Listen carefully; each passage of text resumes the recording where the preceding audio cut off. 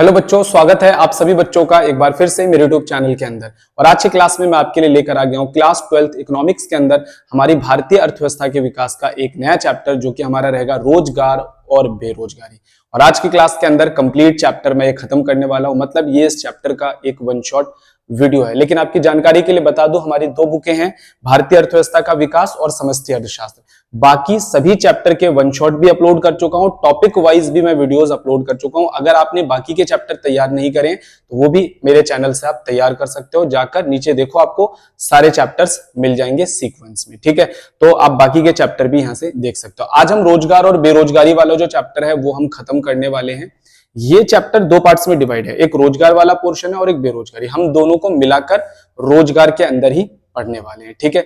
Chapter के अंदर अगर मुख्य मुख्य टॉपिक्स की बात करूं तो कुछ मूल अवधारणा है, कार्यबल का, फिर उसके बाद विभाजीकरण है कुछ आधार के बेसिस पर, फिर बेरोजगारी वाला पोर्शन स्टार्ट हो जाता है कि बेरोजगारी का मुख्य कारण क्या है, बेरोजगारी को ठीक करने के तरीके क्या। तो कुछ 4-5 बड़े बड़े टॉपिक हैं जो हमें इस चैप्टर के अंदर खत्म करने हैं।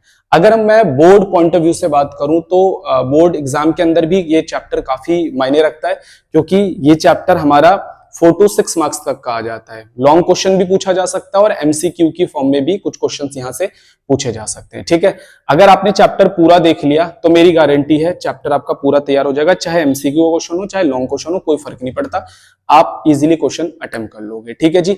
तो आइए इस चैप्टर को हम स्टार्ट कर रहे हैं। चैप्टर के अंदर कोई टॉपिक मिस नहीं करा, हर टॉपिक को बहुत सिंपल तरीके से प्रेजेंट करा है।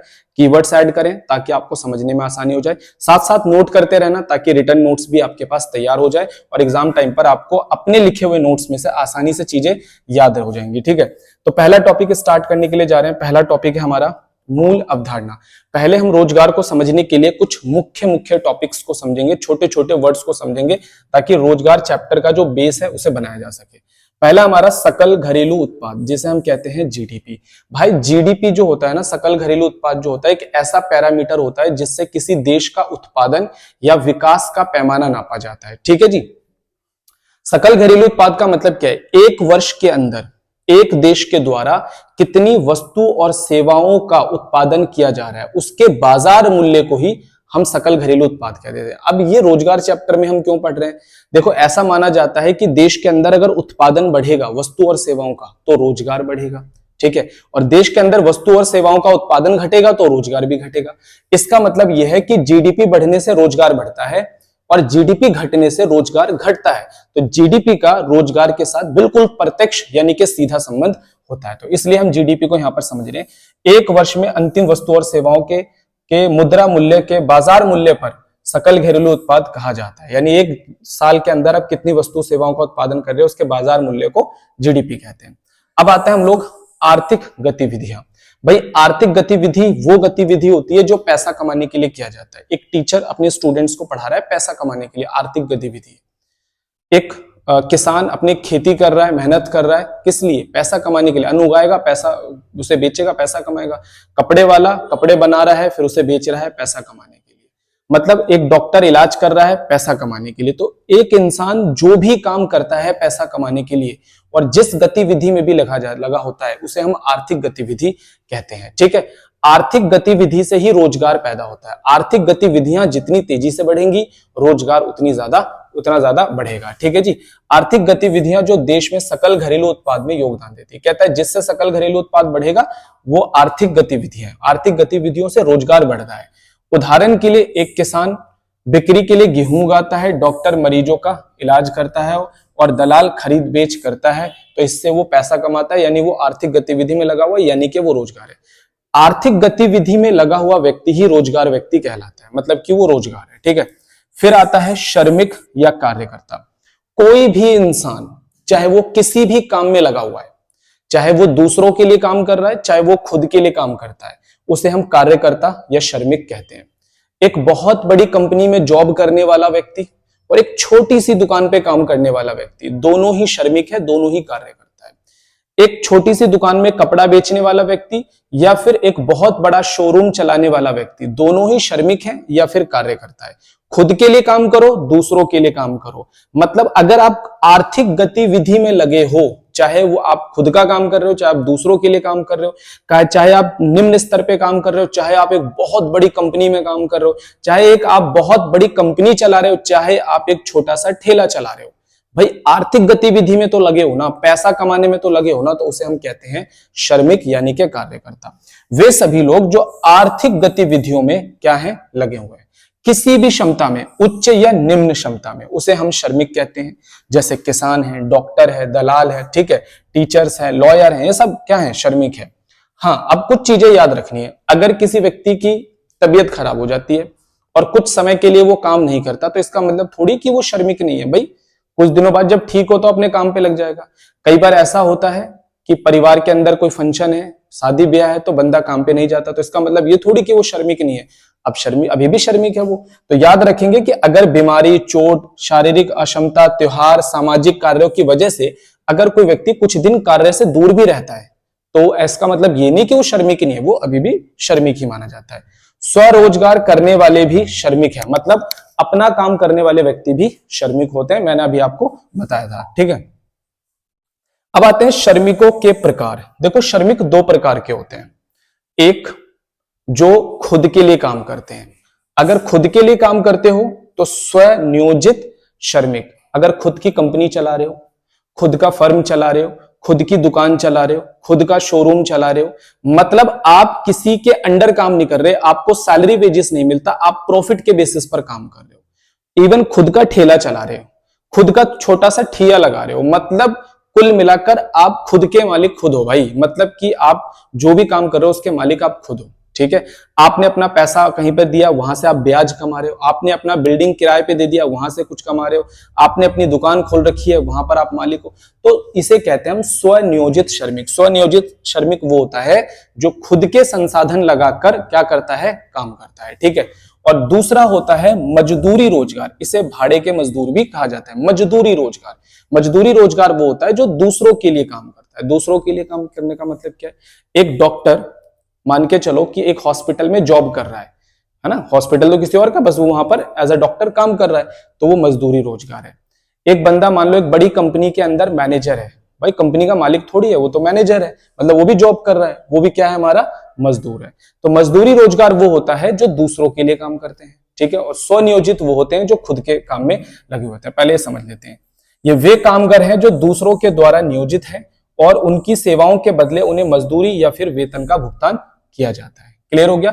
ये सरकारी भी हो सकते हैं और निजी भी हो सकते हैं। बहुत सारे लोग सरकार के अंडर जॉब करते हैं, ठीक है, जैसे पुलिस हो गया, जैसे आर्मी हो गया, जैसे सरकारी महकमों में काम करने वाले क्लर्क हो गए, डॉक्टर, सरकारी हॉस्पिटल्स में काम करने वाले डॉक्टर हो गए, सरकारी स्कूलों में काम करने वाले टीचर्स हो गए, और निजी, निजी दुकान पर काम करने वाले, कंपनी में काम करने वाले, शोरूम में काम करने वाले, फर्मों में काम करने वाले, फैक्ट्रीज में काम करने वाले, ये सारे इसके अंदर आ जाते हैं, ठीक हो गया। तो ये चीज आपको यहां पर समझ में आ गई होगी। स्वरोजगार मैंने आपको बताया कि एक ऐसी व्यवस्था है जिसमें एक श्रमिक आजीविका के लिए अपने स्वयं के संसाधनों का क्या करता है, प्रयोग करता है। पुरुष और महिलाओं दोनों के लिए स्वरोजगार आजीविका का एक मुख्य स्रोत है। भारत में सबसे ज्यादा लोग अपने कामों में लगे हैं, मतलब भारत में सबसे ज्यादा लोग स्वरोजगार में लगे हैं। भारत में जितने भी लोग काम कर रहे हैं उसका 52% लोग अपने काम में लगे हैं। मतलब अगर भारत में 100 लोग काम कर रहे हैं तो उसमें से 52 लोग यानी कि 52 लोग अपने कार्य के अंदर लगे हुए हैं। स्वरोजगार की स्थिति में एक व्यक्ति अपनी स्वयं की भूमि, श्रम, पूंजी या उद्यम का प्रयोग करके आजीविका अर्जित करता है। फिर नीचे कुछ एग्जाम्पल लिखे।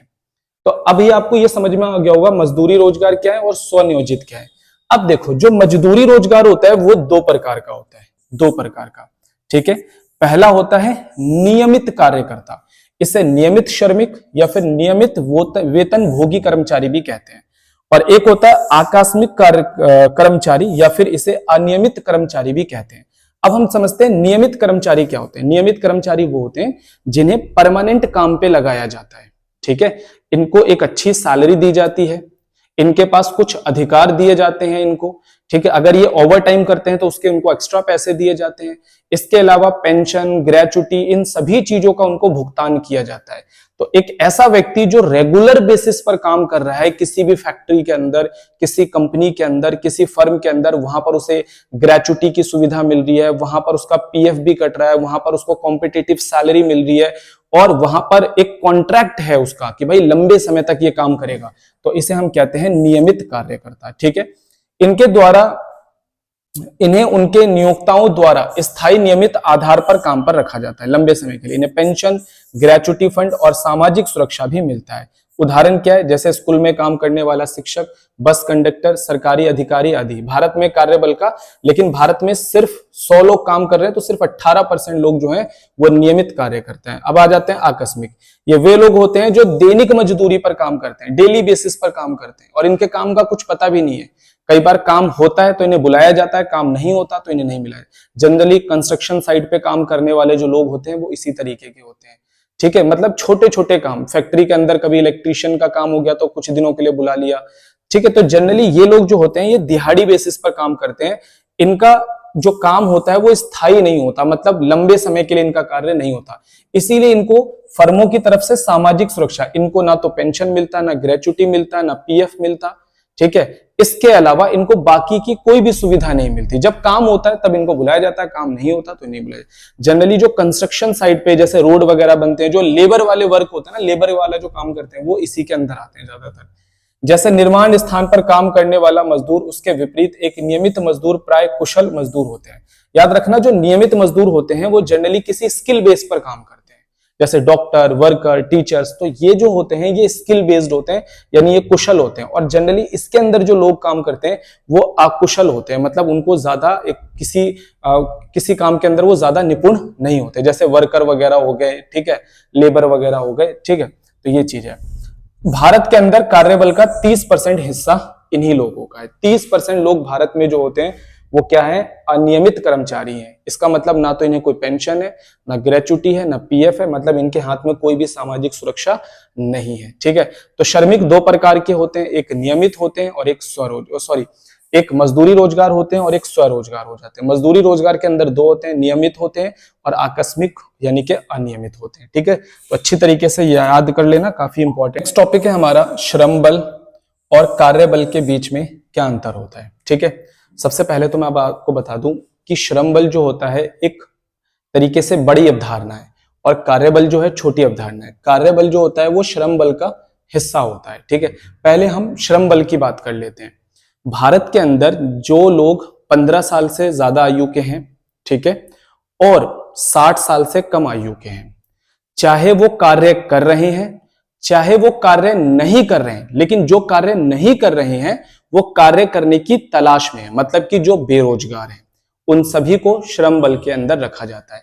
मतलब श्रम बल के अंदर हम रोजगार और बेरोजगार दोनों तरीके के लोगों को रखते हैं। ठीक है, अब दूसरी तरफ यह है कि श्रम बल में किन लोगों को शामिल नहीं किया जाता।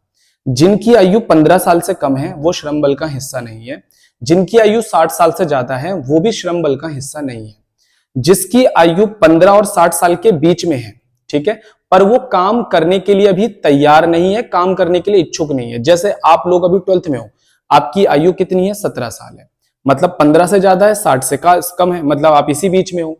तो आप श्रम बल का हिस्सा हो या नहीं हो, लेकिन आप अभी श्रम बल का हिस्सा नहीं हो। क्यों? क्योंकि अगर आपको अभी काम मिलेगा भी तो काम नहीं करना चाहोगे, क्योंकि आप अभी पढ़ाई कर रहे हो।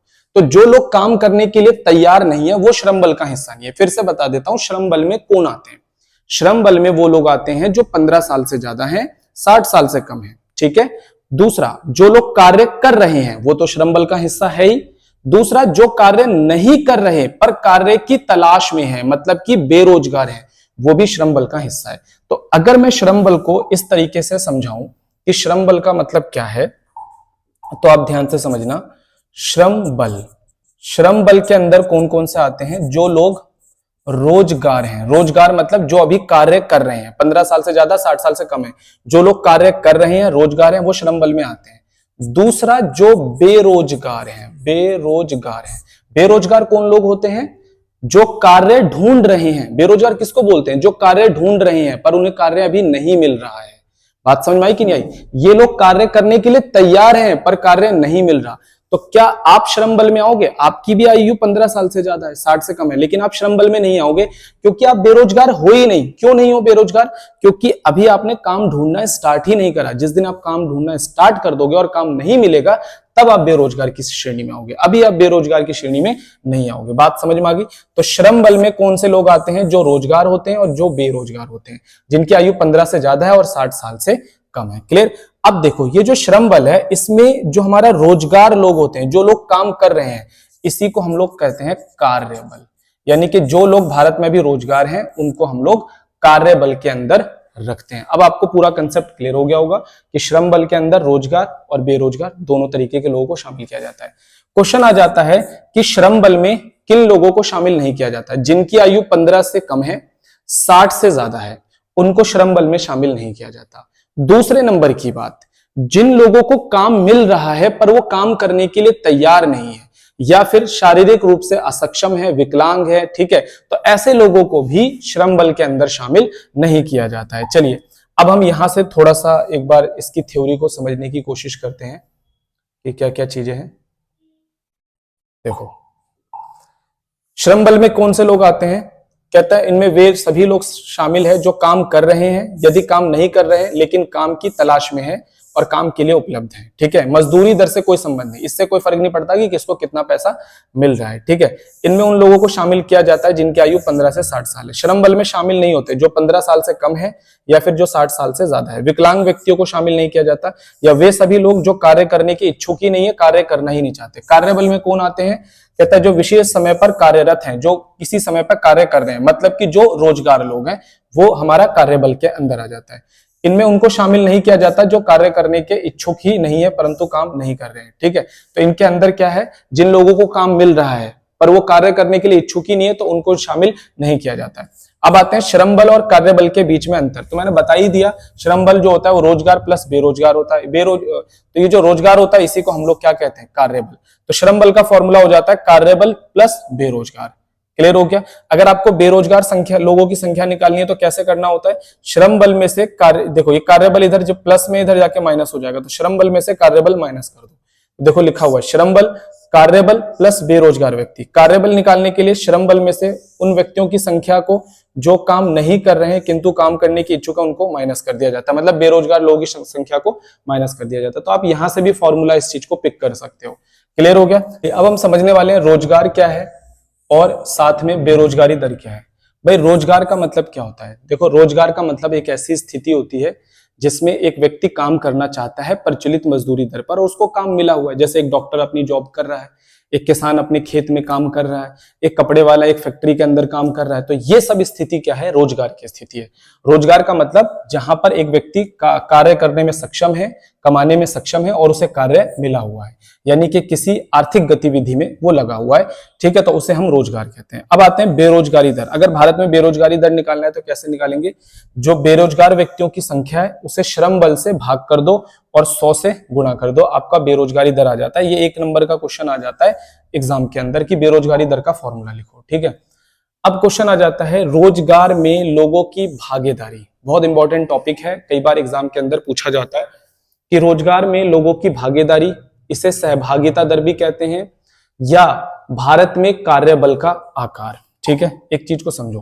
पहले हम समझते हैं कि ये सहभागिता दर क्या होती है। सहभागिता दर का मतलब होता है कि कुल जनसंख्या का कितना प्रतिशत हिस्सा काम कर रहा है। अगर आपको ऐसा समझ में नहीं आता तो मैं आपके फैमिली के बेसिस पे समझाता हूं। मान लो आपकी फैमिली के अंदर टोटल 5 लोग हैं। ठीक है, 3 भाई बहन हो, 2 मम्मी पापा हैं। ठीक है, तो आपकी फैमिली में टोटल 5 लोग हैं। उसमें से आपका जो काम कर रहे हैं यानी जो जॉब कर रहे हैं वो आपके पापा हैं और आपके भाई हैं, तो 2 लोग काम कर रहे हैं। ठीक है, 2 लोग काम कर रहे हैं और 5 लोग फैमिली के अंदर है। मतलब जब 2 लोग काम करेंगे तो 5 लोगों का गुजारा चलेगा, टोटल 5 लोगों का।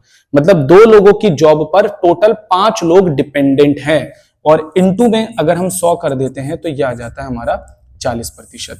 यानी आपकी फैमिली का जो सहभागिता दर है वो लगभग 40% के बराबर है। इसी के कहते हैं हम सहभागिता दर।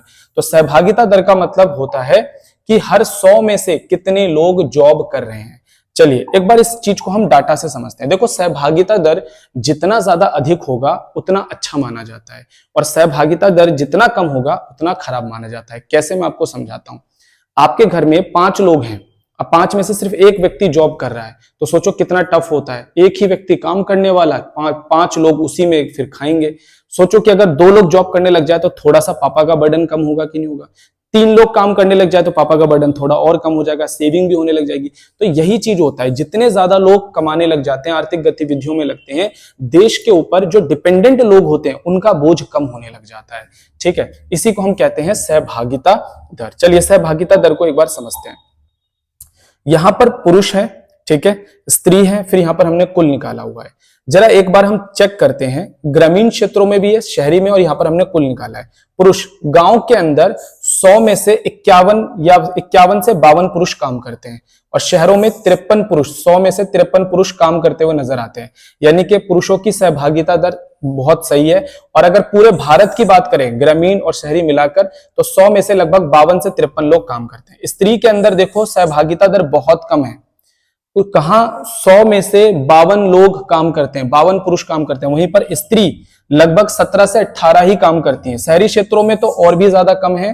और अगर कुल में जाएं तो महिलाएं भारत के अंदर हर 100 में से लगभग 16 से 17 महिलाएं ही सिर्फ काम करती हैं, जॉब करती हैं, या जो भी प्रोडक्शन के अंदर एक्टिव होती हैं। ठीक है, अगर हम कुल के अंदर जाए तो ग्रामीण क्षेत्रों में 100 में से 35 लोग काम करते हैं, शहरी क्षेत्रों में 33 लोग काम करते हैं, और कुल के हिसाब से जाए तो 34 से 35 लोग काम करते हैं।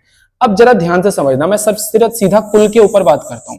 भारत में स्त्री महिला सबको मिलाकर ओवरऑल अगर भारत के अंदर बात करें तो 100 में से 34 से 35 लोग काम करते हैं। आपको पता है डेवलप्ड देशों में, अमेरिका के अंदर, फ्रांस के अंदर, ऑस्ट्रेलिया के अंदर, ये जो रेशो है ये कम से कम 45 से 50 होता है। मतलब वो लोग हमसे बहुत ज्यादा आगे। इससे पता चलता है कि उन देशों की जो सहभागिता दर है वो बहुत ज्यादा है। भारत की सहभागिता दर कम है, मतलब कमाने वाले लोग कम है और उसके ऊपर डिपेंडेंट लोग बहुत ज्यादा है। बात समझ में आई? यानी यहां पर आर्थिक गतिविधियों में योगदान देने वाले लोग कम है। क्लियर हो गया? डिपेंडेंट लोग कैसे हैं? बहुत ज्यादा है। ठीक है, तो अब इन्हीं डाटा के ऊपर हम थोड़ा सा कुछ बात कर लेते हैं। सबसे पहले स्त्री के ऊपर बात करो। देखो स्त्री की सहभागिता दर बहुत कम होती है। कुछ रीजंस होते हैं। हमारे देश में लिंग भेद आज भी है, महिलाओं को अच्छी शिक्षा नहीं दी जाती, जिसकी वजह से वो आगे जाकर अच्छा जॉब या अच्छा कार्य नहीं कर पाती है। दूसरा, महिलाओं को ज्यादातर घर के कार्य के लिए उपयुक्त समझा जाता है। महिलाओं को घर से दूर जाकर कार्य करने की आजादी नहीं होती। इन कुछ रीजन की वजह से भारत के अंदर जो महिलाओं की सहभागिता दर है वो काफी कम है। दूसरा, आप देखो कि महिलाएं जो होते हैं शहरों के अंदर सहभागिता दर कम है और ग्रामीण क्षेत्रों में सहभागिता दर ज्यादा है। मतलब ग्रामीण क्षेत्रों में महिलाएं ज्यादा कार्य में लगी होती हैं और शहरी क्षेत्रों में कम। रीजन, ग्रामीण क्षेत्रों के अंदर महिलाओं को शिक्षा वगैरह बहुत कम दी जाती है, जिससे वो कम एज में ही पशुपालन, खेतों में काम, इन सब चीजों में संलग्न हो जाती है। जबकि दूसरी तरफ अगर हम शहरी क्षेत्रों की बात करें तो ज्यादातर महिलाएं एजुकेशन वगैरह लेने पर ध्यान देती है, इसलिए वहां पे सहभागिता दर कम होती है। अब यही सारी बातें मिला जुलाकर इसने यहां पर टेप दिया है पूरा का पूरा। ठीक है, क्या है सहभागिता दर? कहता है यह अनुपात जनसंख्या के अनुपात को जानने में मदद करता है जो किसी देश की वस्तु और सेवाओं के उत्पादन में सक्रिय है। कितने लोग वस्तु और सेवाओं के उत्पादन में लगे हैं, इसे हम सहभागिता दर के नाम से जानते हैं। संकेतक है जिसका उपयोग देश के रोजगार की स्थिति का विश्लेषण करने के लिए किया जाता है। यदि यह अनुपात अधिक है तो इसका मतलब यह है कि लोग ज्यादा व्यस्त हैं देश के अंदर, और यह अनुपात अगर मध्यम या फिर कम है तो देश के अंदर जो लोग उत्पादन प्रक्रियाओं में लगे हैं वो लोग कम है। इसका मतलब यह है। देखो भारत की निर्भरता दर क्या है? बहुत ही ज्यादा उच्च है। ये बात मैंने आपको बता दी। ग्रामीण क्षेत्रों में सहभागिता दर ज्यादा लेकिन उत्पादन कम। अब ग्रामीण क्षेत्रों में चेक करो, ग्रामीण क्षेत्रों की अगर हम सहभागिता दर को चेक करें तो बहुत ज्यादा है। देखो 100 में से 35 लोग काम करते हैं और शहरी क्षेत्रों में 100 में से 33 लोग काम करते हैं। तो कहीं ना कहीं ग्रामीण क्षेत्रों में लोग ज्यादा काम करते हैं, लेकिन इसके बावजूद भी ग्रामीण क्षेत्रों का जो उत्पादन स्तर का जो मूल्य निकाला जाता है, जो जीडीपी में उनका योगदान है, वो बहुत ज्यादा कम होता है। बात समझ में आई? क्योंकि भाई शहरों के अंदर फैक्ट्रियां चलती है, सर्विस सेक्टर है, बड़ी बड़ी कंपनियां हैं, तो उनका जो जीडीपी के अंदर योगदान होता है वो बहुत ज्यादा होता है। जबकि गांव के अंदर पशुपालन, खेती बाड़ी, तो इनका जीडीपी में योगदान थोड़ा कम होता है। ठीक है, ग्रामीण में महिलाओं की भागीदारी ज्यादा, ये भी बता दिया मैंने आपको। ग्रामीण क्षेत्रों में महिलाओं की भागीदारी ज्यादा क्यों है? ग्रामीण क्षेत्रों में महिलाओं की भागीदारी देखो कितनी है, 17, और यहाँ कितनी है, 14। क्योंकि ग्रामीण क्षेत्रों में महिलाओं को पढ़ाया लिखाया कम जाता है, ज्यादातर उनको छोटी उम्र से ही खेती बाड़ी, पशुपालन, इन सब में लगा दिया जाता है, घर के कार्य में लगा दिया जाता है। तो ये चीजें, देश में महिला कामगारों को कम करके आंकना। कहता है देश में महिला जो है उनका जो एक तरीके से बोल दें सहभागिता दर में योगदान कम है। इसके पीछे क्या रीजन है? ये देखो, ये सारे रीजन मैं ऑलरेडी अभी आपके साथ डिस्कस कर चुका हूं, अगर आप पढ़ोगे पूरा आपको समझ में आ जाएगा। तो ये हमारा सहभागिता दर है, बहुत इंपॉर्टेंट टॉपिक है और एग्जाम के अंदर लग जाता है। ठीक है जी, चलिए आइए स्टार्ट करते हैं। अब यहां से हम श्रमिकों का एक तरीके से वर्गीकरण समझेंगे अलग अलग आधार पर, कि भारत में जितने लोगों को रोजगार मिल रहा है वो अलग अलग क्षेत्रों के हिसाब से, लिंग के हिसाब से किस किस तरीके से उसका वर्गीकरण हो रखा है, और फिर हम उसके हिसाब से थोड़ा सा उसका विश्लेषण भी समझेंगे। देखो एग्जाम के अंदर क्या होता है ज्यादातर, कि वो इस तरीके से आपको डाटा देता है और ये विश्लेषण आपको लिखना होता है, ये विश्लेषण आपको लिखना होता है। बाकी आप चाहो तो अपने हिसाब से भी चीजों को कोड कर सकते हो, अपनी समझ के हिसाब से भी। ठीक है, चलिए तो एक वन बाय वन करके हम सारे समझ लेते हैं। क्षेत्र के आधार पर श्रमिकों का वितरण, क्षेत्र के आधार पर श्रमिकों का कैसे वितरण हुआ है। सबसे पहले शहरी क्षेत्रों में, ग्रामीण क्षेत्रों में। ठीक है, अब जरा देखते हैं, ये देखो ये जो संतरी वाला है ये भाड़े के मजदूर है। ठीक है, भाड़े का मजदूर का मतलब होता है जो कम समय के लिए लगे होते हैं। फिर ये नियमित मजदूर है और ये स्वनियोजित जो अपने काम में लगे हुए हैं। ठीक है, भाड़े मजदूर मतलब यहाँ पे अनियमित वेतनभोगी से बात किया जा रहा है। शहरी क्षेत्रों के अंदर सबसे ज्यादा लोग अपने कार्य में शहरी क्षेत्रों के अंदर 47% लोग सबसे ज्यादा नियमित वेतनभोगी होते हैं। शहरी क्षेत्रों में सबसे ज्यादा लोग नियमित कार्य में लगे होते हैं। रीजन क्या है, सबसे ज्यादा फैक्ट्रियां, कारखाने, बड़ी बड़ी कंपनियां कहाँ हैं, शहरी क्षेत्रों में। इसलिए शहरी क्षेत्रों के अंदर ज्यादातर लोगों को परमानेंट काम मिल जाता है। इसलिए तो गांव वगैरह से भी लोग आते हैं शहरों में, क्यों, परमानेंट काम की तलाश के अंदर। ठीक है, उसके बाद स्वनियोजित, अपने काम में 38% लोग लगे, और सबसे कम जो होते हैं वो यहाँ पर अनियमित कर्मचारी होते हैं, आकस्मिक कर्मचारी सबसे कम शहरों में पाए जाते हैं। ठीक है, अब आते हैं ग्रामीण क्षेत्रों में। ग्रामीण क्षेत्रों में सबसे ज्यादा लोग क्या करते हैं, स्वनियोजित। रीजन, ग्रामीण क्षेत्रों में ज्यादातर लोगों का पशुपालन होता है, बागवानी कर रहे हैं, या फिर अपना बगीचा खोल रखा है, मछली पालन कर रहे हैं, या फिर क्या कर रखा है उन्होंने, खेती बाड़ी कर रहे हैं। ये ज्यादातर लोगों के अपने होते हैं, इसलिए ग्रामीण क्षेत्रों में ज्यादातर लोग अपने कार्यों में लगे होते हैं। देखो यहाँ पर नियमित वेतनभोगी सबसे कम होते हैं। रीजन, ग्रामीण क्षेत्रों के अंदर बड़ी बड़ी कंपनियां, फैक्ट्री, कारखाने, इनकी कमी होती है, इसलिए नियमित काम देने वाले लोगों की कमी होती है। यहाँ पर अनियमित कर्मचारी सबसे ज्यादा होती है। क्यों, क्योंकि खेती बाड़ी के अंदर जब खेतों में कटाई होती है, ठीक है, यहाँ पर जो मौसमी काम होता है वो बहुत ज्यादा मिलता है लोगों को, इसलिए यहाँ पे अनियमित कर्मचारी होते हैं। ठीक है, फैक्ट्री कारखाने ज्यादा होते नहीं, तो इसलिए नियमित काम की यहाँ पर कमी होती है। अगर जो बातें मैंने आपको यहाँ पर बताई, अगर आप ये 3 पॉइंट्स पढ़ो तो ये बातें आपको यहाँ पर कहीं ना कहीं टकरा जाएंगी सारी बातें।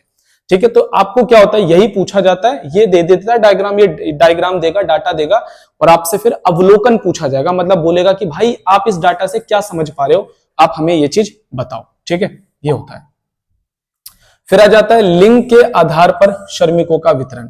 अब देखते हैं कि पुरुष और स्त्रियों में कहां कहां पर कितने लोग लगे हुए हैं। ठीक है, तो यह है हमारा भाड़े का मजदूर यानी कि अनियमित मजदूर, यह है नियमित रेगुलर काम करने वाले, और यह है स्वनियोजित। तो सबसे पहले हम पुरुष की बात करते हैं। देखो पुरुष सबसे ज्यादा अपने काम में लगे होते हैं, स्वनियोजित होते हैं। उसके बाद जो पुरुष होते हैं वो 24% किसमें होते हैं, नियमित कार्य में। अगर आप यहीं पर महिलाओं को देखो तो ये कम है। ठीक है, देखो नियमित काम कहां पर मिलता है, फैक्ट्री में, कारखानों में, कंपनियों में। बहुत बड़ी बड़ी कंपनियां ना ज्यादातर जो महिला कर्मचारी होते हैं उनको प्रीफरेंस देते हैं, क्योंकि महिला कर्मचारी जो होती है ना, वो क्या होता है, जैसे शादी वादी हुई तो उसके बाद फिर वो काम छोड़ देती है, और ज्यादातर ऐसा होता है जैसे उनके प्रेगनेंसी वगैरह का भी मामला रहता है तो उसके बाद वो काम छोड़ देते हैं, इसलिए वो पुरुष को ज्यादा प्रीफरेंस देते हैं। फैक्ट्रियों में, कारखानों में जहां पर मेहनत का काम होता है तो वहां महिलाओं को ज्यादा कार्य पर नहीं रखा जाता है, ऐसी स्थिति में पुरुष को ज्यादा कार्य पर रखा जाता है। तो याद रखना, पुरुष जो होते हैं वो ज्यादातर नियमित कार्य के अंदर ज्यादा लगे होते हैं, महिलाएं कम लगी होती है, ये चीज याद रख लेना। ठीक है, दूसरा आता है भाड़े के मजदूर। भाड़े के मजदूर में ज्यादातर महिलाओं को रखा जाता है, मतलब अनियमित, जो दैनिक मजदूरी पर रखा जाता है, क्योंकि आप जितने भी कंस्ट्रक्शन साइट देखोगे, फैक्ट्री कारखानों में जो छोटे छोटे काम करने वाले जो लोग होते हैं, मतलब जो छोटे स्तर का काम होता है, वो ज्यादातर महिलाओं से करवाया जाता है, और वो दैनिक मजदूरी पे उनसे करवाया जाता है। ठीक है, तो ये दैनिक मजदूरी में ज्यादा होती है महिलाएं, और पुरुष कैसे होते हैं, कम होते हैं।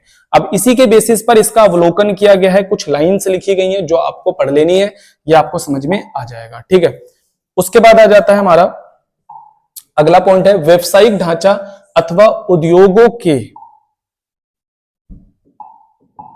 नेक्स्ट पॉइंट है व्यवसायिक ढांचा अथवा उद्योग के द्वारा कार्यबल का वितरण। अब हम जरा व्यवसायिक ढांचे के हिसाब से देखते हैं कि कितने लोग भारत में प्राथमिक क्षेत्रों में लगे हैं, कितने लोग द्वितीयक, कितने लोग तृतीयक।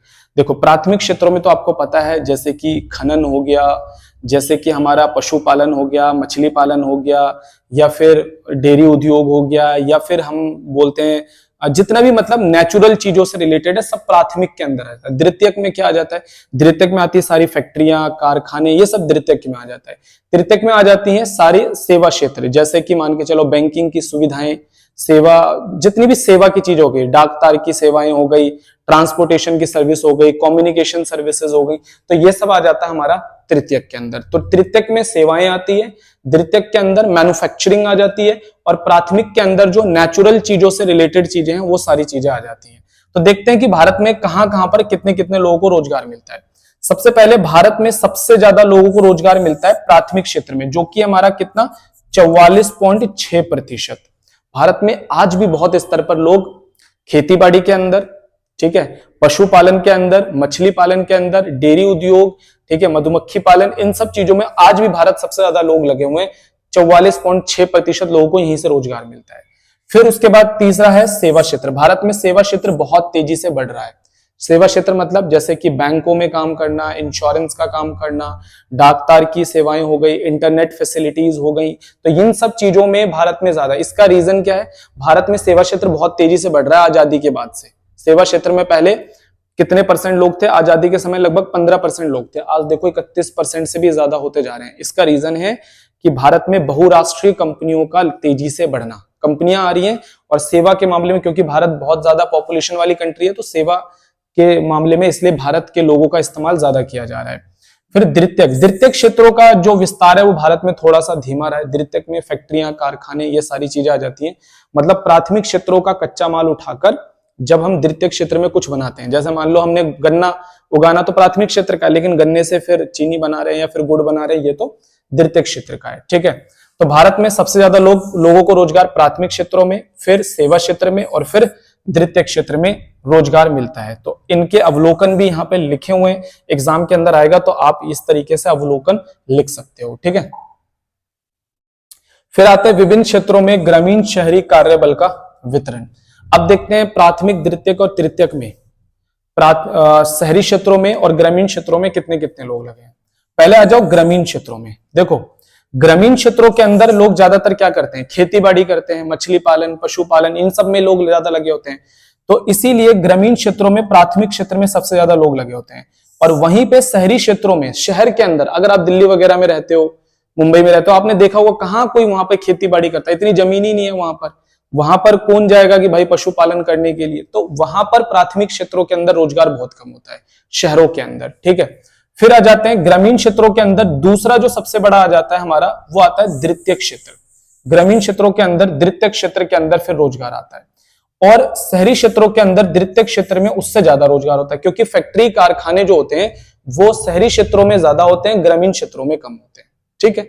उसके बाद आ जाता है सेवा क्षेत्र। शहरी क्षेत्रों के अंदर सबसे ज्यादा सेवा क्षेत्र होता है। क्यों? क्योंकि बड़ी बड़ी फैक्ट्रियां, बड़ी बड़ी कंपनियां जो होती हैं वो जो सेवा देने का काम करती है, चाहे वो इंटरनेट से रिलेटेड हो, चाहे वो ट्रांसपोर्टेशन से रिलेटेड हो, चाहे वो हमारे कम्युनिकेशन सिस्टम से रिलेटेड हो, चाहे वो इंश्योरेंस और बैंकिंग की सेवाएं हो, ज्यादातर लोग शहरों के अंदर काम करना पसंद करते हैं। तो देखो शहरी क्षेत्रों के अंदर सबसे ज्यादा सेवा क्षेत्र मिलेगा, और ग्रामीण क्षेत्रों में उसके मुकाबले काफी ज्यादा कम मिलेगा। हाँ, ग्रामीण क्षेत्रों में भी सेवा क्षेत्र धीरे धीरे बढ़ रहा है, क्योंकि बैंक वगैरह वहां भी धीरे धीरे आ रहा है, तो बढ़ तो रहा है, लेकिन शहरी क्षेत्रों में ये बहुत ज्यादा है, ठीक है भाई। तो इसके आधार पर यहां पर अवलोकन दिया गया है कि क्या क्या अवलोकन है। भारत में ग्रामीण क्षेत्रों में अहम रोजगार का मुद्दा है, जो रोजगार का स्रोत है वो है प्राथमिक स्रोत, उसके बाद है द्वितीयक, उसके बाद है तृतीयक। शहरी क्षेत्रों में सबसे बड़ा जो रोजगार का स्रोत है वो सेवा क्षेत्र यानी कि तृतीयक है, उसके बाद द्वितीयक है, उसके बाद प्राथमिक है, ठीक है। तो पॉइंट्स याद रख लेने हैं। फिर आता है विभिन्न क्षेत्रों में पुरुष स्त्री कार्यबल का वितरण। अब देखते हैं प्राथमिक, द्वितीयक और तृतीयक क्षेत्रों में पुरुष और स्त्री में कितने कितने लोग लगे हुए हैं। सबसे पहले हम प्राथमिक क्षेत्र की बात करते हैं। पुरुष कितने लगे हुए हैं? 40.7, सबसे ज्यादा पुरुष प्राथमिक क्षेत्रों में लगे हैं, और महिलाएं भी सबसे ज्यादा प्राथमिक क्षेत्रों में लगी हैं। लेकिन महिलाओं की संख्या प्राथमिक क्षेत्र में पुरुषों के मुकाबले काफी ज्यादा है। रीजन क्या है? देखो पुरुष तो निकल जाते हैं फैक्ट्रियों में काम करने, कारखानों में काम करने, कंपनियों में काम करने, क्योंकि पुरुषों को ज्यादातर भारत में शिक्षा में भी आगे रखा जाता है, तो इनको बड़ी बड़ी कंपनियों में भी जॉब मिलता है। और वहीं पर जो महिलाएं होती हैं उन्हें शिक्षा से दूर रखा जाता है, घर से दूर जाकर कार्य करने की आजादी नहीं होती। तो ज्यादातर ये लोग फिर क्या करते हैं कि अपने खेती बाड़ी में लग गए, पशुपालन में लग गए, परिवार के साथ लग गए, तो इन सब चीजों में उनका योगदान। इसलिए स्त्री जो होती है वो प्राथमिक क्षेत्रों में कहीं ना कहीं ज्यादा दिखाई देती है, ठीक है, क्योंकि स्त्री को एज अ लेबर बहुत ज्यादा कंसीडर किया जाता है प्राथमिक क्षेत्रों के अंदर, ठीक है, जो कि गलत भी है और कहीं ना कहीं स्त्री को भी बराबर हिस्सा मिलना चाहिए। फिर आ जाते हैं हम लोग द्वितीयक में। देखो उसके बाद पुरुष, देखो द्वितीयक क्षेत्र में कितने 26.5, लेकिन यहां पर भी स्त्री का जो हिस्सा है वो बहुत ज्यादा कम है। यहाँ स्त्री बहुत कम है। रीजन, फैक्ट्री कारखानों के अंदर नियमित काम मिलता है और मेहनत का काम होता है ज्यादातर, इसलिए वहां पर पुरुष ज्यादा होते हैं और महिलाएं कम होती है। फिर आ जाते हैं हम लोग तृतीयक में। तृतीयक में देखो सेवा क्षेत्र के अंदर भी पुरुष ज्यादा हैं, महिलाएं कम हैं। बड़ी बड़ी कंपनियों के अंदर जो मल्टीनेशनल कंपनीज होती है, क्योंकि रेगुलर बेसिस पर पुरुष को ज्यादा रखा जाता है, क्योंकि पुरुष जो होते हैं महिलाओं के अपेक्षा में थोड़े ज्यादा स्थायी होते हैं। रीजन, महिलाओं के साथ कई सारी प्रॉब्लम्स होती है, कई बार उनकी शादी हो जाती है तो वो उन्हें जॉब छोड़ना पड़ता है, कई बार जैसे परिवार स्थानांतरित हो रहा है तो वहां उनके साथ जाना पड़ जाता है, उनको कई बार अच्छी शिक्षा नहीं मिल पाती है। तो ये सारे रीजन है कि जो सेवा क्षेत्र है उसमें काम करने के लिए पुरुष जो होते हैं वो ज्यादा फिट बैठते हैं एज कंपेयर टू स्त्री, इसलिए पुरुषों को वहां पर ज्यादा कार्य मिल जाता है, ठीक है। तो अब यहां पर इसके बेसिस पर कुछ अवलोकन है। महिला कार्यबल का एक बड़ा प्रतिशत प्राथमिक क्षेत्र में लगा हुआ है, क्योंकि क्यों लगा है प्राथमिक क्षेत्र में, रीजन मैंने भी आपको बताए और रीजन यहां लिखे भी हैं। ग्रामीण क्षेत्रों में महिलाओं का बड़ा प्रतिशत प्राथमिक क्षेत्र में क्यों लगा है, रीजन मैंने आपको बताए हैं और यही रीजन यहां पर भी लिखा हुआ है। क्लियर हो गया भाई। परिवार चलाने के लिए, परिवार की आय बढ़ाने के लिए महिलाएं ज्यादातर प्राथमिक क्षेत्रों के अंदर लग जाती हैं, ग्रामीण क्षेत्रों के अंदर ज्यादातर, ठीक है। फिर आते हैं व्यवसायिक ढांचे में परिवर्तन। भारत के व्यवसायिक ढांचे में कैसे परिवर्तन हुआ है। प्राथमिक क्षेत्रों में आजादी के समय लगभग 70-72% हुआ करते थे लोग, द्वितीयक क्षेत्रों के अंदर 10% के अप्रॉक्स थे, तृतीयक क्षेत्रों में लगभग 15 से 17% के अप्रॉक्स थे। अब जरा चेक करते हैं क्या बदलाव आए हैं। सीधा मैं रिसेंट के डाटा से कंपैरिजन करूंगा इसको और इसको। आजादी के समय प्राथमिक क्षेत्रों में 72.72% लोग लगे थे, क्योंकि प्राथमिक क्षेत्र में खेती बाड़ी सबसे बड़ी चीज है और ज्यादातर लोगों को आजीविका के लिए खेती पे डिपेंड थे आजादी के समय, क्योंकि फैक्ट्री कारखाने थे नहीं, सेवा क्षेत्र का इतना हमारे देश में था नहीं, तो इसलिए ज्यादातर लोग किसमें लगे थे, प्राथमिक क्षेत्रों के अंदर। जो कि आजादी के बाद अब कितना हो चुका है 44.6, यानी कि बहुत सारे लोग, फैक्ट्री कारखाना आए, बैंक आया, भारत के अंदर सेवा क्षेत्र बढ़ा, तो यहां से लोग धीरे धीरे स्थानांतरित होकर इनमें जाने लगे, इसलिए इनकी संख्याएं बढ़ गई और इसकी कम हो गई। फिर आते हैं द्वितीयक 10.02, अब कितना हो गया 24.4। रीजन क्या है, फैक्ट्री और कारखाने, बहुत सारे फैक्ट्री और कारखाने खोले गए, उद्योगों को बढ़ाया सरकार ने, बहुत सारे नियम कानून बनाए सरकार ने, ठीक है। तृतीयक क्षेत्र में 17.26 था, अब कितना हो चुका 31। रीजन क्या है, बहुत सारे बैंक आ गए, इंश्योरेंस कंपनियां आ गई, मल्टीनेशनल कंपनीज आ गई, डाकतार सेवाएं बढ़ी, भारत के अंदर इंटरनेट सर्विसेज बढ़ी, तो सर्विस सेक्टर में काफी सारी जॉब पैदा हुई जिसकी वजह से बढ़ गया। तो अगर मैं आपसे निष्कर्ष पूछूं तो आजादी के बाद प्राथमिक क्षेत्र में भागीदारी, रोजगार की भागीदारी कम हुई है, प्राथमिक क्षेत्र के ऊपर से बर्डन कम हुआ है, द्वितीयक क्षेत्र और तृतीयक क्षेत्र में बढ़ा है, लेकिन तृतीयक क्षेत्र बहुत तेजी से बढ़ा है, द्वितीयक क्षेत्र के अंदर जो वृद्धि है वो बहुत ज्यादा धीमी है, ठीक है भाई। तो ये चीज याद रख लेना है सबको। टॉपिक आ रहा है बेरोजगार विकास, इसे हम लोग नौकरी रहित संवृद्धि भी कहते हैं, या इसे हम रोजगार रहित संवृद्धि के नाम से भी जानते हैं। क्या मतलब होता है, देखो चैप्टर के स्टार्टिंग में मैंने आपको एक बात बताई थी कि जो सकल घरेलू उत्पाद होता है, जो जीडीपी होता है, जीडीपी के बढ़ने से, यानी कि वस्तु और सेवाओं का उत्पादन बढ़ने से रोजगार बढ़ता है, और वस्तु और सेवाओं का उत्पादन कम करेंगे तो रोजगार कम होगा। ये बिल्कुल सही बात है। देखो हुआ क्या कि जब हमारा देश आजाद हुआ तो हमारे देश के अंदर वस्तु और सेवाओं का उत्पादन बिल्कुल ना के बराबर था, प्रोडक्शन नहीं था देश के अंदर। तो हमारे लीडर्स ने बोला कि भाई देश के अंदर प्रोडक्शन बढ़ाओ, फैक्ट्री बढ़ाओ, कारखाने बढ़ाओ, देश के अंदर बैंक बढ़ाओ, सारी चीजें बढ़ाओ, तो देश का उत्पादन बढ़ेगा और लोगों को रोजगार मिलेगा। और ऐसा हुआ भी, जब देश के अंदर बहुत बड़े लेवल पर उत्पादन बढ़ाया गया तो देश के अंदर बहुत तेजी से वस्तु और सेवाओं का उत्पादन बढ़ा और देश में बहुत लोगों को रोजगार मिला। लेकिन हाल ही के वर्षों में एक चीज देखा गया है कि देश का जो उत्पादन है ना, वो बहुत तेजी से बढ़ रहा है, देश का उत्पादन तो बढ़ रहा है, लेकिन कहीं से भी कहीं तक रोजगार नजर नहीं आ रहा, मतलब लोगों को रोजगार नहीं मिल रहा। आज भारत के राजनीति के अंदर रोजगार जो है ना वो सबसे गर्म मुद्दा है, ठीक है। हर दूसरे दिन रोजगार को लेकर सड़कों पे लोग उतर रहे हैं कि भाई रोजगार नहीं है, रोजगार नहीं है, रोजगार नहीं है, हर दूसरे दिन। लेकिन क्या देश की तरक्की रुक रही है? नहीं, देश तरक्की भी कर रहा है, देश की जीडीपी भी बहुत तेजी से बढ़ रही है। तो ऐसा क्या हो गया कि देश का उत्पादन तो बढ़ रहा है पर रोजगार नहीं बढ़ रहा? मतलब रोजगार पैदा हुए बगैर देश का उत्पादन बढ़ रहा है, देश की जीडीपी बढ़ रही है, ऐसा क्यों हो रहा है? इसका सबसे बड़ा रीजन है टेक्निक। मार्केट के अंदर जो टेक्निक है वो बहुत एडवांस हो गई है। अब टेक्निक क्या कर रही है? लोगों की जगह लेने में लगी हुई है। एक छोटे से एग्जांपल समझाता हूं। पहले हम बैंक में जाते थे तो पैसा जमा करने के लिए ना 5 काउंटर थे। मेरा जिसमें अकाउंट है वो है पीएनबी बैंक, पंजाब नेशनल में। तो मैं वहां जाता था बैंक में पैसा जमा करने, तो जमा करने के 5 काउंटर है, तो बड़ी ब्रांच है, तो 5 काउंटर होते थे पैसा जमा करने के लिए। अब मैं आपकी बात बता रहा हूं, अब मैं उस बैंक में जाता हूं तो मैं देखता हूं पैसा जमा करने वाला एक भी काउंटर उस बैंक के अंदर नहीं है, बस उन्होंने 2 मशीनें लगा दी। अब देखो हुआ क्या कि वो जो 5 लोग थे उनकी जॉब तो गई, 2 मशीनें आ गई, उस 2 मशीन ने उन 5 लोगों की जॉब खा गई। बात समझ में आई? और मशीन की देखरेख करने के लिए एक टेक्नीशियन वहां पे रख दिया। तो कुल मिलाकर ये कि 2 मशीन मतलब 5 लोगों की जगह एक बंदा, बस वो टेक्नीशियन जॉब आ गई, बाकी 5 लोगों की जॉब चली गई। तो इसी को कहते हैं कि देश का, देखो पैसा तो पहले भी जमा हो रहा था बैंक में और पैसा अब भी जमा हो रहा है, काम तो अब भी हो रहा है, लेकिन लोगों का रोजगार तो चला गया। तो हुआ क्या कि भारत के अंदर ना बहुत तेजी से बहुराष्ट्रीय कंपनियां आ रही है, मल्टीनेशनल कंपनीज भारत में, अमेरिका से, ऑस्ट्रेलिया से, जापान से, फ्रांस से, इजराइल से बहुत तेजी से भारत में कंपनियां बढ़ती जा रही हैं। अब इन कंपनियों के बीच में आपस में बड़ा कंपटीशन है। वो कहता है कि भाई मैं ये टेक्निक इस्तेमाल करूंगा, वो कहता है मैं इससे भी अच्छी टेक्निक इस्तेमाल करूंगा। तो हर कंपनी फायदा बढ़ाने के चक्कर में ऐसी ऐसी मशीनें लेकर आ रही है जिसमें लोगों की जरूरत ही ना पड़े। तो हो क्या रहा है कि देश का उत्पादन तो बढ़ रहा है लेकिन देश का रोजगार मरता जा रहा है। तो इसी को हम कहते हैं रोजगार रहित संवृद्धि। मतलब देश की संवृद्धि हो रही है, देश का विकास हो रहा है, लेकिन देश के अंदर रोजगार पैदा नहीं हो रहा। देश के अंदर बहुत बड़ा मुद्दा है ये, सरकार को ध्यान देना चाहिए इस तरफ। यह उस स्थिति को संवर्धित करता है जब सकल घरेलू उत्पाद रोजगार के अवसरों की तुलना में तेजी से बढ़ता है। कह रहा है कि भाई वृद्धि तो बढ़ रही है लेकिन रोजगार के अवसर ही पैदा नहीं हो रहे। नौकरी रहित विकास वह स्थिति होती है जिसके अंतर्गत अर्थव्यवस्था में नवीनतम प्रौद्योगिकी मतलब अच्छी टेक्निक द्वारा उत्पादन का स्तर बढ़ता है किंतु रोजगार के अवसरों में कोई प्रत्यक्ष वृद्धि नहीं होती। नौकरी रहित विकास के कारण चिरकाल बेरोजगारी उत्पन्न होती है। कहता है इसकी वजह से भारत में बहुत लंबे समय के लिए बेरोजगारी पैदा हो रही है। हम प्रौद्योगिकी पर अधिक तथा रोजगार पर कम निर्भर। कहता है हम टेक्निक को बढ़ावा दे रहे हैं, रोजगार को बढ़ावा नहीं दे रहे हैं। ऐसा क्यों हो रहा है? बहुराष्ट्रीय कंपनियों के आने की वजह से। और बहुराष्ट्रीय कंपनियां बहुत तेजी से क्या कर रही है? नई टेक्निक अडॉप्ट कर रही है, लोगों की छुट्टी हो रही है, लोगों को रोजगार नहीं मिल रहा। जो लोग पहले जो काम लोग करते थे अब मशीनें करने लग गई।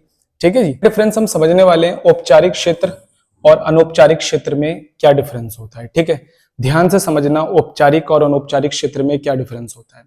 देखो सरकार कहती है कि अगर कोई भी फैक्ट्री है, कोई भी कारखाना है, कोई भी शोरूम है, कोई भी कंपनी है, अगर वहां पे 10 से ज्यादा लोग काम कर रहे हैं तो सरकार कहती है कि देखो ऐसी फैक्ट्रियां, कंपनियां, कारखाने जहां पर 10 से ज्यादा लोग काम कर रहे हैं वहां पर हमारे सारे नियम और कानून का तुम्हें पालन करना पड़ेगा।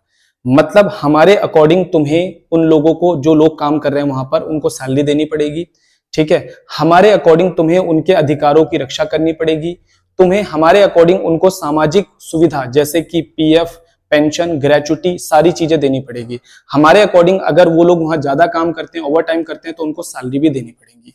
तो इसे हम लोग कहते हैं औपचारिक क्षेत्र। कहां पर लागू होता है? जहां पर 10 से ज्यादा लोग काम करते हैं। हाँ, अगर कोई सरकारी कंपनी है या सरकारी फैक्ट्री है या सरकारी कारखाना है या कोई भी सरकारी उद्यम है, वहां पर अगर एक बंदा भी काम कर रहा है तो वो तो औपचारिक नहीं आएगा। ये किसके लिए? निजी क्षेत्रों के लिए। निजी क्षेत्र में अगर 10 से ज्यादा लोग काम कर रहे हैं तो उसे औपचारिक क्षेत्र कहते हैं।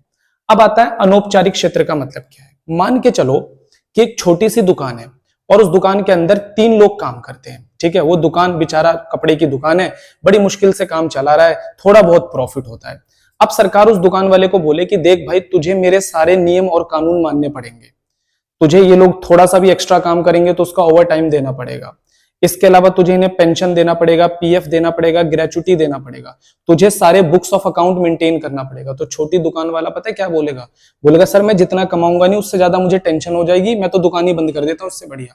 तो इसीलिए सरकार ने जहां पर 10 से कम लोग काम कर रहे हैं, तो सरकार को पता है कि यार जहां 10 से कम लोग काम कर रहे हैं उन लोगों का काम इतने बड़े स्तर पे नहीं है, तो अगर वो बुक्स बनाने पर इतना ध्यान देंगे, मतलब सारे अकाउंट बनाएंगे, अपने लेबर को पेंशन भी देंगे, ग्रेचुटी भी देंगे, पीएफ भी देंगे, तो भाई उनका काम नहीं चल पाएगा, उसका काम बंद हो जाएगा। तो ऐसे क्षेत्रों को सरकार ने बोला कि तुम अपने हिसाब से काम कर लो, चलो तुम पीएफ मत दो, ग्रेचुटी मत दो, पेंशन मत दो, लेकिन हाँ थोड़ी बहुत सही सैलरी दे देना। तो ऐसे लोगों के ऊपर सरकार के जो लेबर एक्ट है, जो सरकार का लेबर कानून है, वो लागू नहीं किया जाता, क्योंकि इससे क्या होगा, उनके बिजनेस के ऊपर बहुत ज्यादा दबाव पड़ेगा और उसका बिजनेस बंद होने के चांस है। इन्हें कहते हैं अनौपचारिक क्षेत्र। लेकिन ध्यान रहे, अगर किसी भी शॉप के अंदर, फैक्ट्री के अंदर, कारखाने के अंदर 10 से ज्यादा लोग हुए तो उनको भी इन सारे नियमों का पालन करना पड़ेगा। आइए, तो इन्हें हम कहते हैं अनौपचारिक क्षेत्र। भारत का दुर्भाग्य देखो, भारत में औपचारिक क्षेत्र में काम करने वाले लोग सिर्फ 6% है। मतलब भारत में सिर्फ 6% लोग हैं जिनका पीएफ, ग्रेचुटी, पेंशन सब मिलता है। बाकी के 94% जो लोग हैं भारत में, वो क्या है, अनौपचारिक क्षेत्र है, जिनके पास कोई पीएफ की सुविधा नहीं, कोई ग्रेचुटी नहीं, कोई इंश्योरेंस नहीं, कुछ नहीं। मतलब अगर उनकी डेथ हो जाती है तो उनकी फैमिली के पास कोई सिक्योरिटी नहीं। ठीक है, तो बहुत ज्यादा ध्यान है सरकार को सभी लोगों को, अनौपचारिक वालों को औपचारिक में लेके आने के लिए। प्रतिष्ठान का प्रकार, 10 से अधिक श्रमिक जहां काम करते हैं वो औपचारिक है, और 10 से कम जहां काम करते हैं वो हमारा अनौपचारिक है। श्रमिकों की पहचान, औपचारिक क्षेत्र के श्रमिक इनको कहा जाता है, इन्हें अनौपचारिक क्षेत्र के श्रमिक कहा जाता है। श्रम कानून, श्रम कानून यहां पर लागू होता है और सरकार इनकी क्या करती, रक्षा करती है। श्रम कानूनों से सुरक्षित नहीं होते ये लोग। सामाजिक लाभ मिलता है इनको, सामाजिक सुरक्षा या लाभ नहीं मिलता। ठीक है, नियमित और निश्चित आय, इनके सरकार के अकॉर्डिंग इनको आय मिलती है, इनकी आय अनियमित और अनिश्चित होती है। ट्रेड यूनियन, इनके पास अपना ट्रेड यूनियन यानी ग्रुप होता है जो इनके अधिकारों की रक्षा करता है, इनका कोई ट्रेड यूनियन नहीं होता। सौदेबाजी शक्ति, जो औपचारिक क्षेत्र में काम करने वाले लोग होते हैं, इंप्लॉइज होते हैं, इनका ग्रुप होता है और ये मजबूत होते हैं, इनका कोई ग्रुप नहीं होता। तकनीक और रिकॉर्ड, औपचारिक क्षेत्रों में काम करने वाली जो फर्में होती हैं ये तकनीक से बहुत ज्यादा आगे होती हैं और ये अपने proper books of account maintain करती है। भाई जाहिर सी बात है, ज्यादा लोग काम कर रहे हैं तो बड़े स्तर का फर्म होगा तो सारे काम तो करने पड़ेंगे। इनकी तकनीकें पुरानी होती है और इनका खातों का रखरखाव नहीं होता। उदाहरण क्या है, सरकारी ऑफिस, बड़ी कंपनियां, बैंक, स्कूल आदि। छोटे दुकानदार, किसान, खेत मजदूर, छोटे उद्योग आदि। ठीक है, श्रमिकों की संख्या 30 मिलियन हमारे भारत के अंदर औपचारिक क्षेत्र में काम करते हैं, 443 मिलियन जो है वो अनौपचारिक क्षेत्र में काम करते हैं। डाटा भी याद रख लेना। क्लियर हो गया? तो बच्चों यहां पर जो हमारा रोजगार वाला पोर्शन है वो पूरी तरीके से खत्म हो जाता है। ठीक है, अब हम इसी चैप्टर के अंदर जो बेरोजगारी वाला पोर्शन है उसे हम स्टार्ट करने के लिए जा रहे हैं।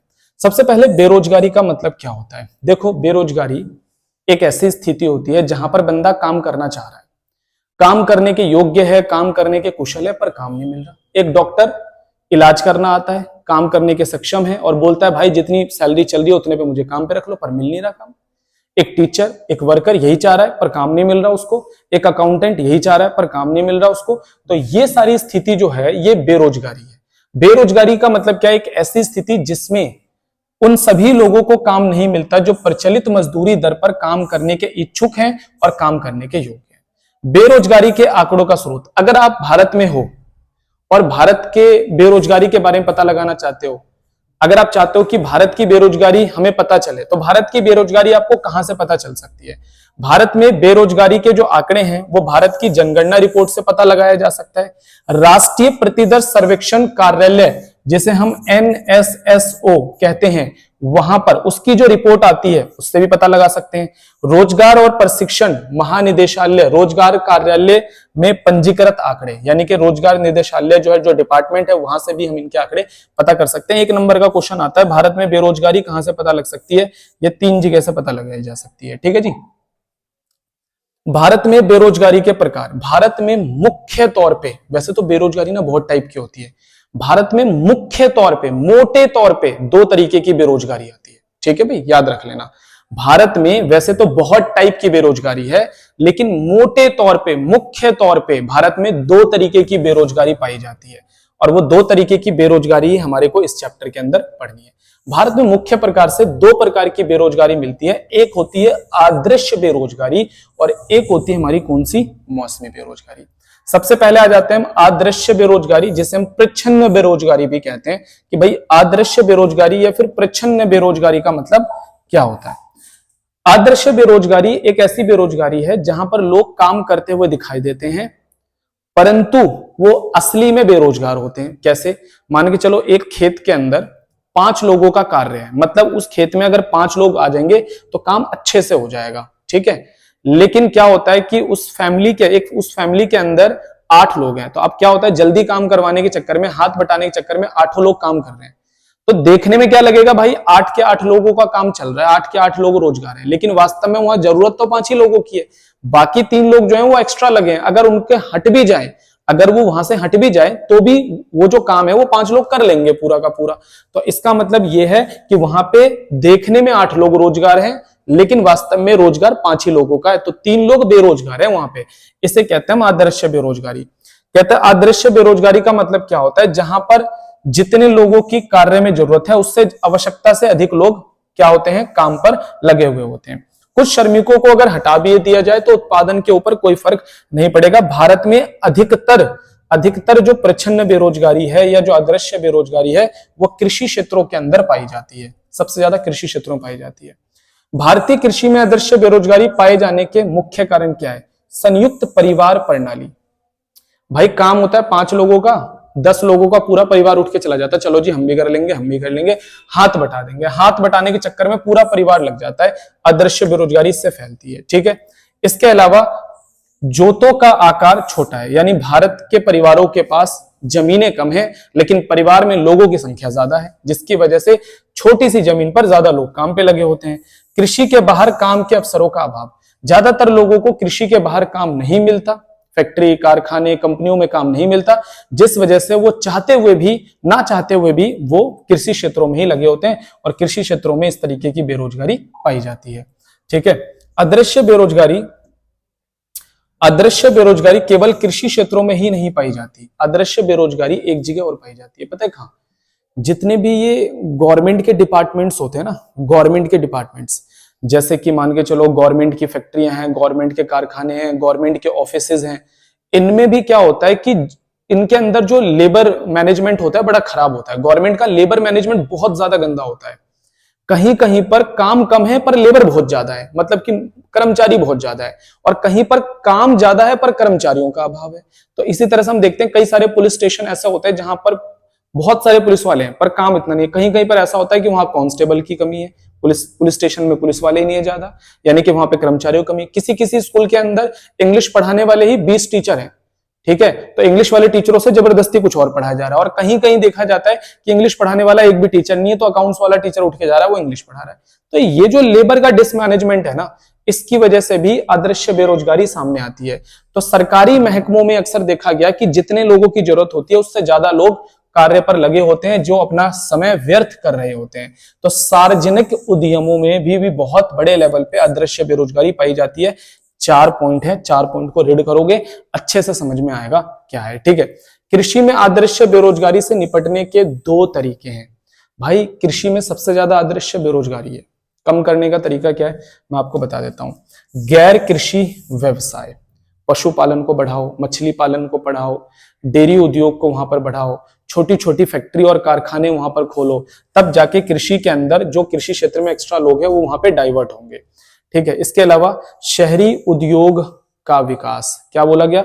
शहरी उद्योग का विकास, शहरों में उद्योगों का विकास करो ताकि वो लोग किसानी से डाइवर्ट होकर फैक्ट्री और कारखानों में, शहरों में आकर काम कर सके, ठीक है। अब आ जाते हैं दूसरा हमारा क्या है, मौसमी बेरोजगारी। मौसमी बेरोजगारी क्या होती है? जो समय के अनुसार जब लोग बेरोजगार होते हैं, ये वाली बेरोजगारी सबसे ज्यादा जो पाई जाती है ये भी कृषि क्षेत्रों में ही पाई जाती है। देखो कृषि क्षेत्र के अंदर अगर मान लो किसी फसल को उगाने में 6 महीने का समय लगता है, तो बुआई, कटाई सब कुछ मिलाकर जो उसमें काम होता है वो सिर्फ 2 महीने का काम होता है। बाकी के 4 महीने बंदा खाली बैठा रहता है। इसी को कहते हैं मौसमी बेरोजगारी।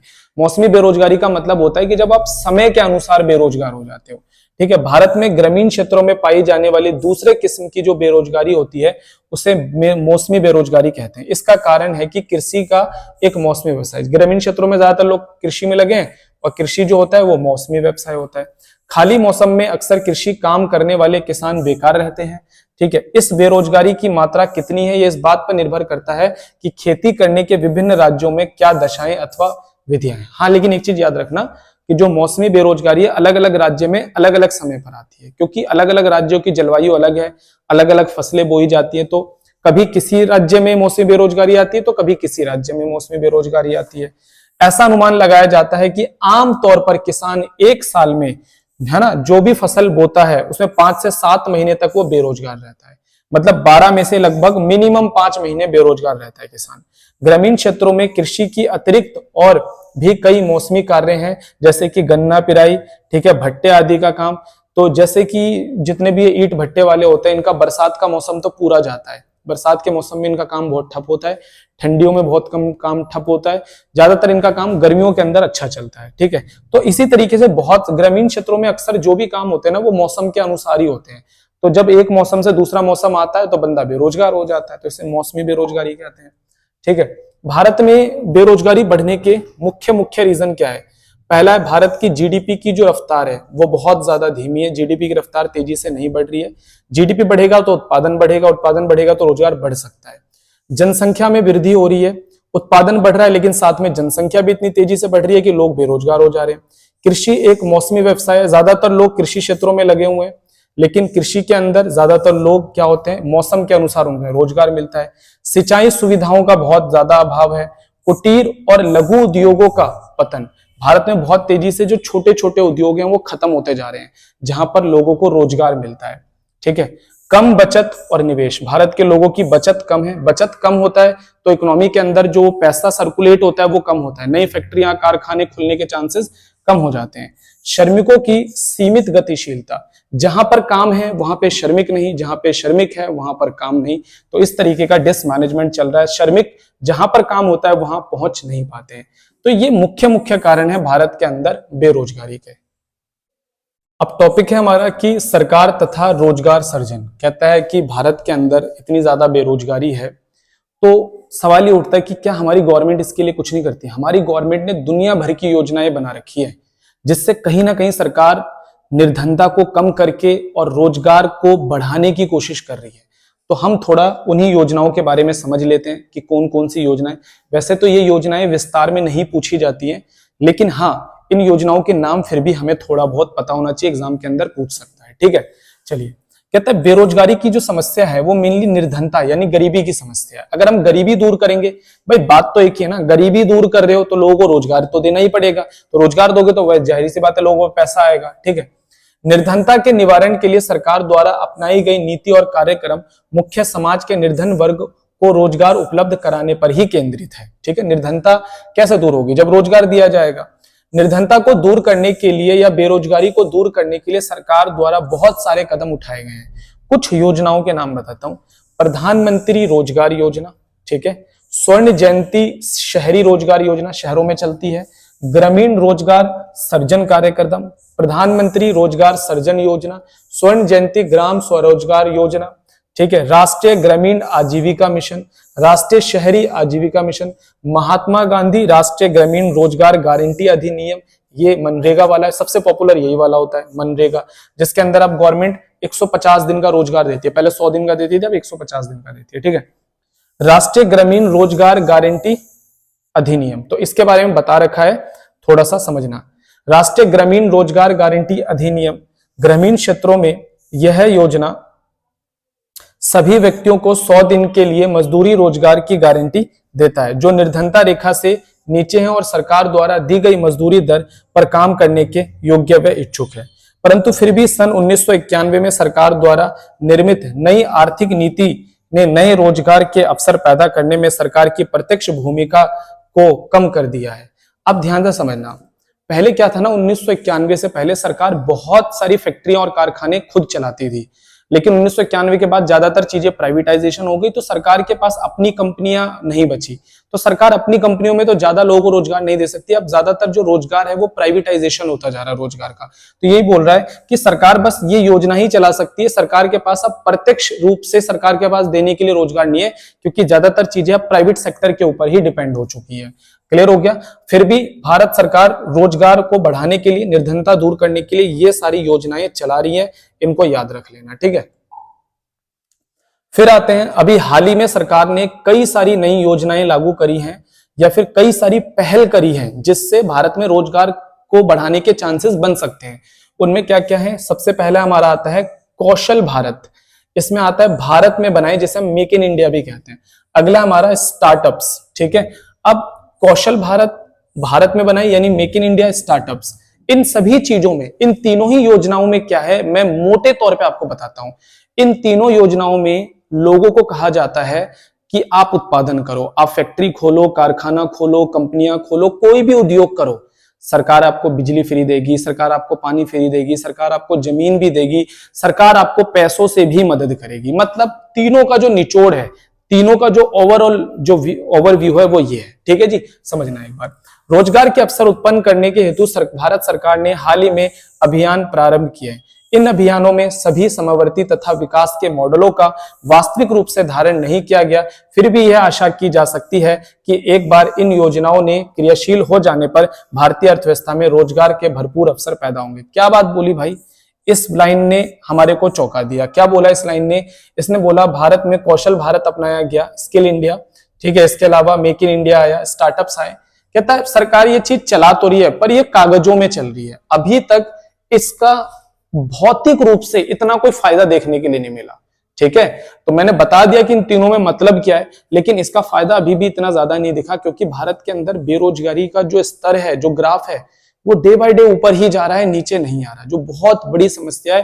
क्योंकि भारत एक बहुत बड़ी आबादी होल्ड करता है, और इतनी बड़ी आबादी अब आने वाले टाइम पर जिस तरीके से वर्किंग पॉपुलेशन बढ़ती जा रही है, वो और भी ज्यादा मुद्दा गर्म होने वाला है, ठीक है जी। तो बच्चों यहाँ पर जो हमारा रोजगार और बेरोजगारी वाला जो चैप्टर था वो पूरी तरीके से खत्म हो जाता है। आई होप आपको पूरा चैप्टर समझ में आया होगा। चैप्टर अच्छा अगर लगा है, चीजें समझ में आई है, तो वीडियो को बिना लाइक करे मत जाना, और चैनल पे पहली बार आए हो तो सब्सक्राइब कर देना, अपने दोस्तों के साथ शेयर करना बिल्कुल ना भूलना। चलिए मैं मिलता हूं आपको अगली वीडियो के अंदर।